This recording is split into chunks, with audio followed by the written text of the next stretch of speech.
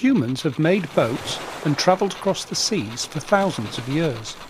Ancient civilizations like the Greeks and Romans traded and expanded around the world with their great fleets of cargo ships that would carry food and drink and treasures to all corners of the known world. But travelling the oceans is not without risks. An overloaded ship would be unsafe in a storm. Oh dear. The sea is filled with wrecks of ancient ships that were lost in storms. Divers today can still find their cargoes on the seabed. Archimedes of Syracuse was a Greek mathematician, engineer and inventor who lived around 2,200 years ago in the country we now call Italy. While we do not know a lot about him, his name and his ideas are still used today. He discovered the laws of simple machines like levers and pulleys, and he founded the science of hydrostatics, how things float.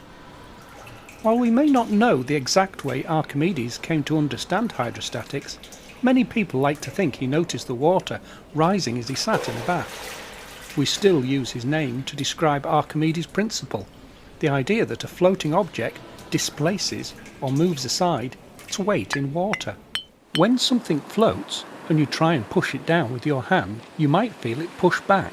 That is buoyancy. A hollow shape, like the hull of a boat, can push a lot of water out of the way to generate a lot of buoyancy, enough even for a ship made of a material like metal to float.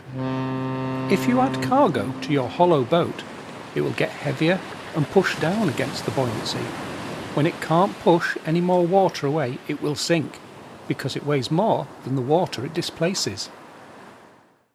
Modern cargo ships have special lines painted on their sides called plimsoll lines.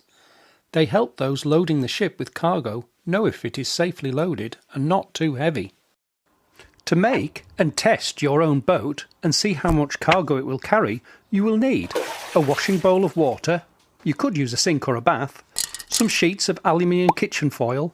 These sheets should be carefully cut into squares of 30 centimetres by 30 centimetres, some scissors, and some gravel or small stones or beads that you don't mind getting wet. We also need to find out how much cargo your foil boat can carry. If you have a set of kitchen scales already, you could use them, or you could make your own balance beam from a coat hanger. You will need 2 large tubs, old food tubs are ideal, and some string to complete your balance beam. If you have everything ready, it's time to make some boats. Carefully fold the aluminium foil to make the shape of the boat hull that you want to test. It could be long and thin, rounded, or wide and low. Try lots of different shapes. Put your foil boat gently in the water and carefully put gravel or your beads into the boat. Watch the water level on the sides of your boat carefully. When it starts to sink, stop. Assemble your balance beam using the 2 identical tubs at the end of the coat hanger. Tie another piece of string to the hook to suspend it. Adjust it so it hangs flat. Now collect the gravel that was needed to sink your ship and put it in 1 tub.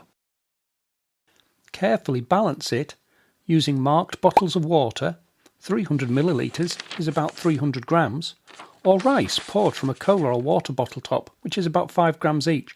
Add up all the amounts of weight and that is your score.